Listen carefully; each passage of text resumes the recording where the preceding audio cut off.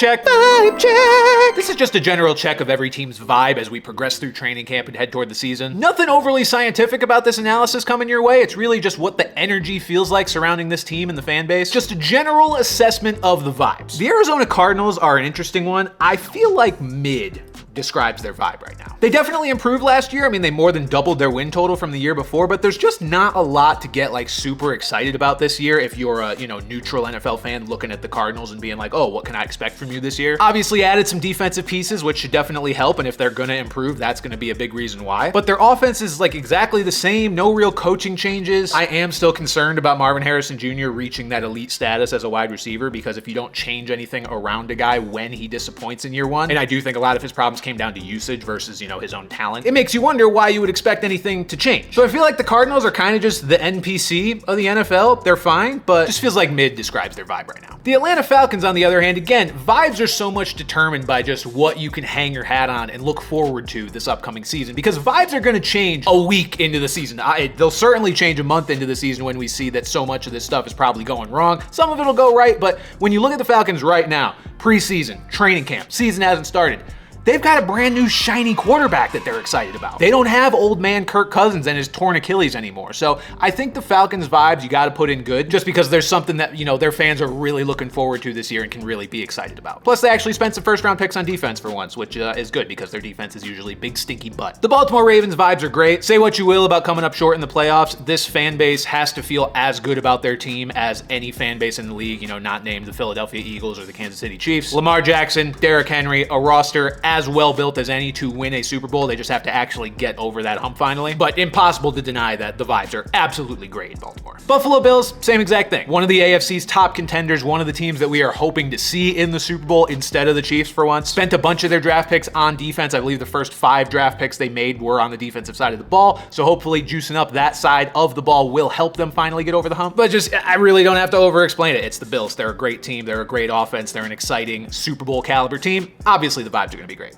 The Carolina Panthers, I actually think their vibes are good. Shout out to the NFC South for sponsoring the good vibes tier so far. The emergence of Bryce Young in the second half of last year, combined with the draft pick of Tet McMillan, just gives Panthers fans a lot to look forward to this year. Now that defense is a different story. They might be one of the worst units in the league, and I certainly don't think anybody's going to mistake the Panthers for like a true contender this year, but we expected this to be a long rebuild. They gave Dave Canales a long contract because they knew this was going to take a while, so it's all about just marginal steps forward, and I think they're making them, and I think they'll continue to make them. The Bears also have to go in the good vibes tier right now. Again, maybe the most prone to this going down as we get into the season. Like, we could be a month into the season and the Bears are 0-4 or 1-3 and Ben Johnson looks like a terrible head coach, and this is just has completely collapsed. But as of right now, like, looking at all the things you want to be excited about an upcoming season, the Bears have done everything right this offseason. They got the hottest head coaching candidate we've seen in years. They invested in the O-line. The only thing they didn't do was get a better running back than DeAndre Swift, which I do think will come back to bite them, but nevertheless, the vibes are certainly good in Chicago, at least for now. The Cincinnati Bengals are an interesting one because we might be looking at the best offense in the NFL, which generally would lend itself to being good vibes, right? But the way they are treating some of their players on the defensive side of the ball, Trey Hendrickson is caught in this contract dispute despite leading the NFL in sacks the last 2 years. They haven't even signed their first round pick, Shamar Stewart, because of some weird contract language.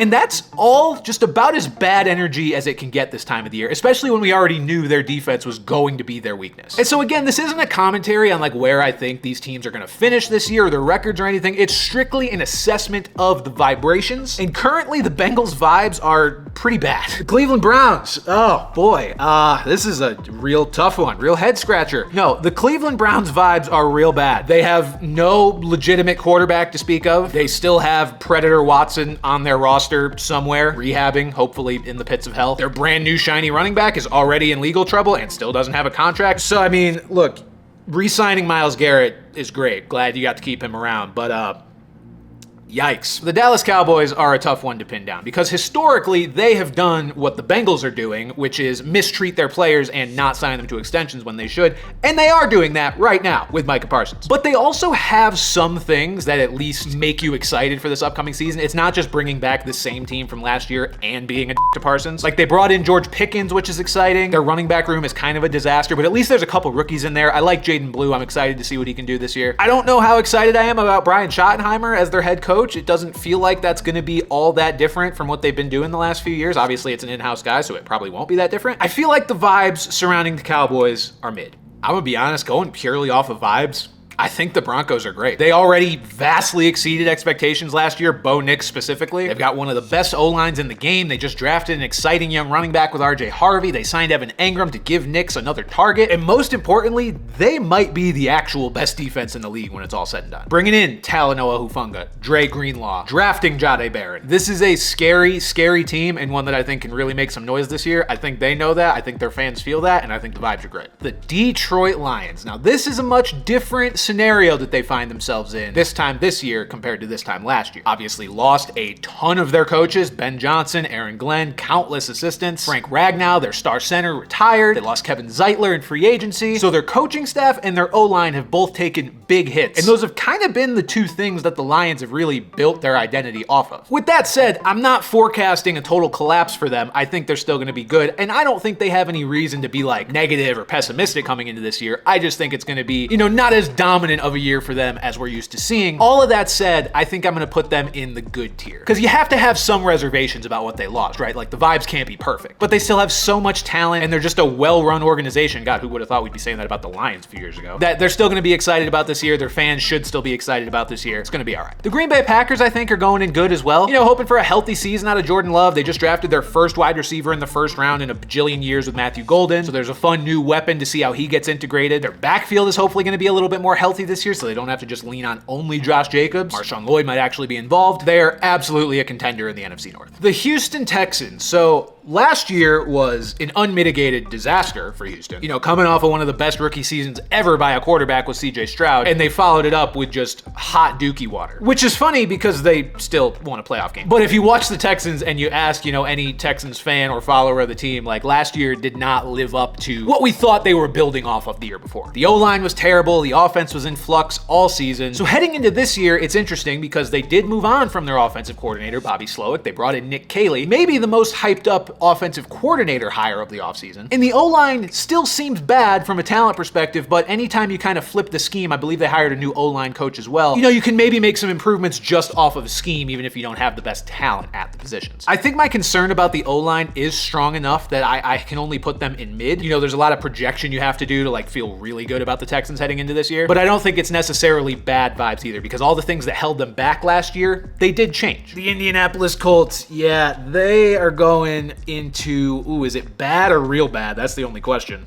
I'll say just bad because they don't have the type of generational stink that the Browns do. But heading into a year with a quarterback competition of Anthony Richardson versus Daniel Jones is about as bad as it gets. Of course, there's some level of excitement with them drafting Tyler Warren and waiting to see how they might use him. I mean, he's a guy who was used out of the backfield at Penn State at times, so that's fun at least. And they brought in Lou Anarumo as their new defensive coordinator to hopefully help things out on that side of the ball, and they signed Travarius Ward. Good signing there. But it's hard to get just too excited about this team because, again, Anthony Richardson and Daniel Jones. The Jacksonville Jaguars. I mean, obvious good vibes going on right now. Duval. I'm not going to put them in great because, again, whenever you have a first-time head coach, no matter how exciting of a concept that is, you never know exactly how they're going to pan out. But either way, you got to be excited about the addition of Liam Cohen. You have to be really excited about the draft pick of Travis Hunter. His presence alone could be enough to convince me to put this team up a tier because he's the type of player that, based on how they use him, we may have literally never seen in the NFL before. But the Jags and their fans got to be feeling pretty good heading into this year, especially after how Brian Thomas Jr. came on last year and just getting rid of Trent Baalke. The Kansas City Chiefs. Now, the question with them, obviously, is great or immaculate. I'm going to put them in great. I think this would be different if they didn't get shellacked in the Super Bowl the way they did. If they had just gotten there and, lost a close game, I would have felt pretty good about being like, look, you got there. It could have gone either way. You should still feel incredible about yourselves. And they should still feel really good about themselves. It's the Kansas City Chiefs. I mean, what am I talking about? But it's just hard to feel absolutely top of the line best about your team when you got railed on the biggest stage in the NFL. So, of course, still have a Super Bowl caliber team. We very well could be seeing them there again this February, but the vibes just aren't quite as good as they could be. The Las Vegas Raiders, I think, have every reason to feel pretty good right now. New head coach Pete Carroll, new offensive coordinator Chip Kelly, brought in Geno Smith to be their quarterback, and I mean, look, Geno Smith may not be the most exciting guy to bring in, but after what they've been dealing with the last few years, Yes, he is. And then obviously the draft pick of Ashton Genty and just the existence of Brock Bowers. I've said this in other videos, but I do think this could be one of the more sneaky, exciting offenses in the league this year. And even though the team as a whole may not be great, I think they're going to be very watchable this year at the very least. The Los Angeles Chargers are a team that I've been on and have supported a lot the last few years, but I gotta admit, the vibes feel pretty mid right now. If you look at how last season played out for them, they really didn't beat a lot of quality teams. They kind of just beat up on all the lower end competition they played all year. And then they got to the playoffs and Justin Herbert pooped himself. And that was the end of their season. And so look, they drafted Omarion Hampton. That's exciting. They drafted Trey Harris. That's exciting. They signed Najee Harris. That's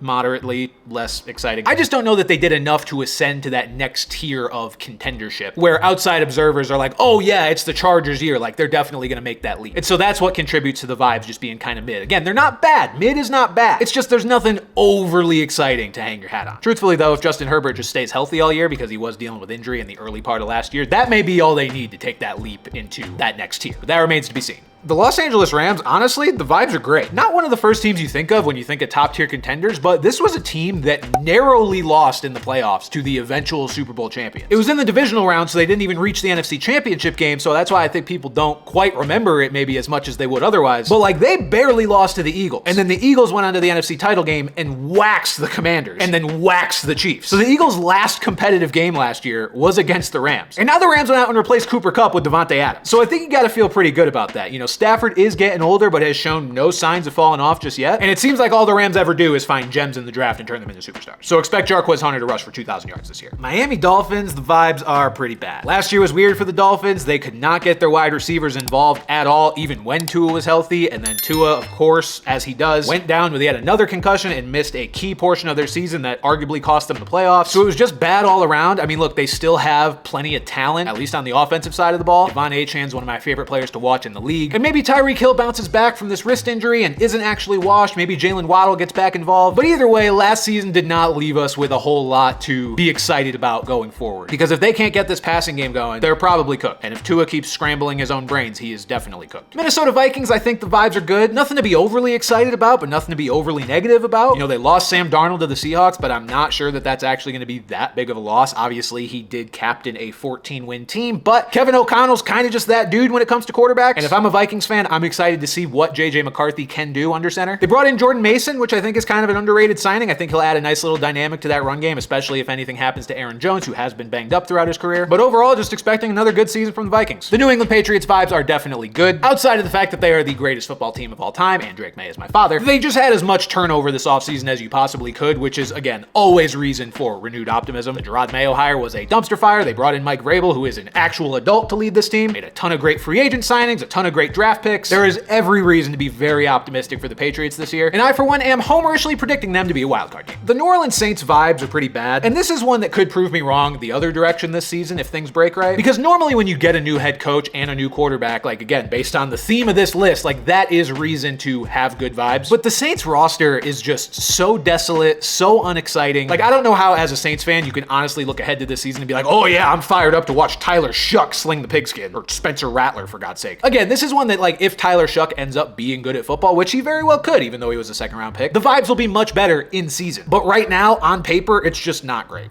Speaking of vibes being not great on paper, we've got the New York Giants, a team that did not undergo a coaching change, even though they probably should have. And that's not even an indictment on Brian Daboll. I actually like him. I just think a change of scenery or a change of voice is maybe needed in that locker room at this point. You got to get rid of Joe Shane too. I just think it's generally dicey when you have two guys like that who are so clearly on the hot seat and honestly have been for a couple years, that you bring them back again because it almost never rebounds itself. Like, I'm thinking back to Josh McDaniels when we saw him do such a bad job as the head coach of the Raiders. And instead of letting him go that offseason, they hung on to him and then fired him like 6 weeks into the year. And we all kind of could have predicted that. We were like, this guy's not a good coach. Why are you bringing him back again? Or this guy's not working out. Why are you bringing him back again? It just doesn't seem like a situation that ever really happens. Like, you have guys that are super, super on the hot seat and then they just completely rebuild their reputation and everything, you know, they live happily ever after. I think heading into a year with a quarterback room of Russell Wilson, Jameis Winston, and Jackson Dart is a recipe for disaster. So while there are some individual pieces to be excited about with the Giants, obviously Malik Neighbors, Abdul Carter, hell, even Cam Scatterbo,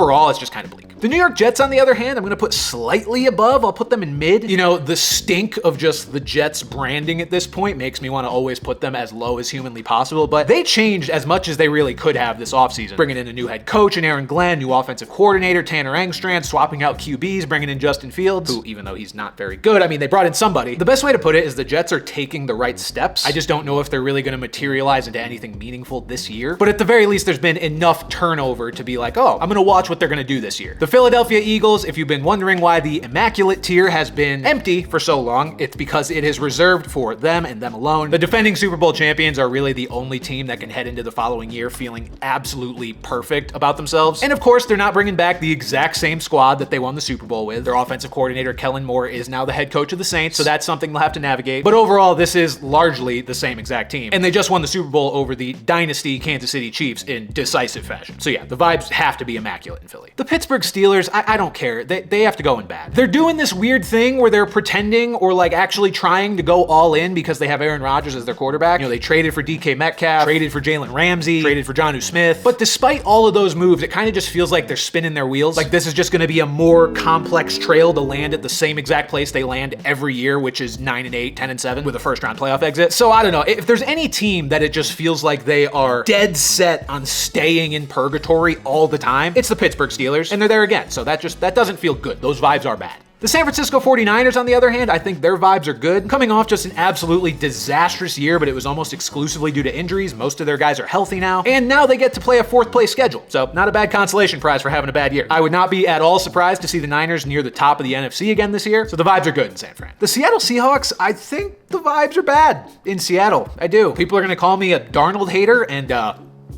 I am. Even if you like Darnold, I don't see any way that you can spin going from Geno Smith to Sam Darnold as an upgrade in anything other than age. But they signed an ancient Cooper Kupp, who I don't think has much left. They brought in Sam Darnold, who had his first and only good year in one of the most comfortable offensive systems in the NFL. And now he has to play behind a bad O-line. The only redeeming factor for the Seahawks, in my opinion, is them bringing in Clint Kubiak as their OC. If Kenneth Walker can stay healthy, I think he's going to have a really big year, and I'm excited to see what Kubiak can do just with that run game overall. But the rest of the team, there's not a lot to be excited about. The Tampa Bay Buccaneers, I think, are going to go in good. Look, not a surprise that the good tier is overflowing here because this time of the season, this is the time of the season where you should have good vibes. Your fan base should feel excited and good about the upcoming year. There shouldn't be a ton of red flags that like immediately turn you off before the season even begins. So of course, most teams should hopefully feel good or better. I do think there are some concerns with Tampa. Obviously, losing Liam Cohen, you know, even though they've shown themselves to be able to overcome losses or changes in offensive coordinator year after year, it still scares you anytime it happens, especially when he kind of unlocked a even new high for this offense. So there's losing him, and then there's Chris Godwin's recovery, who apparently had another surgery beyond the one that we knew he had. And so his status for this season, at least the beginning of it, is a little murkier than we thought it might have been. On the other hand, though, they drafted Emeka Egbuka, who is just getting the most rave reviews possible in training camp. So kind of makes up for that a little bit. And of course, they have our Lord and Savior Bucky Irving. So I mean, I really should have put them in immaculate with the Eagles. But no, I feel like good is the place for them. They're still going to be the favorites in the NFC South, and we'll probably be seeing them in the playoffs again. The Tennessee Titans, I mean, like, as much as I'm not excited about their team overall, you have to put them in the good vibes tier just because they drafted a quarterback with the #1 overall pick. There are very few things for a bad team's fan base to get more excited about than a quarterback that their team just spent a really high pick on. Take it from me as a Patriots fan, when we drafted Drake May after having to suffer with Mac Jones for several straight years, I was elated, even knowing that Drake probably wasn't going to start the year. But it's still exciting just for your fan base, for your future. So I think Titans fans have to at least be, you know, excited to turn their TVs on every Sunday now. Because with Will Levis, it was not exciting, unless you're a masochist. And the Washington Commanders, of course, have to feel great. NFC Championship game out of absolutely nowhere. If you told someone before last season that Washington was going to be in the NFC title game, they would have smacked you across the face with a steel chair. So just massively exceeding expectations last year, and then now making some win now moves to hopefully improve upon that. You know, bringing in Deebo Samuel, bringing in Laramie Tunsil, bringing in Von Miller. I think the Commanders are doing all the right things, so the vibes surrounding them are great. So there you have it. That's the vibe check on every NFL team right now. Let me know if you agree or disagree with any of these placements. But either way, I'm excited to see how this plays out through the course of the season. Do the vibes match the results? And if I had to venture a guess, I'd say for a lot of them,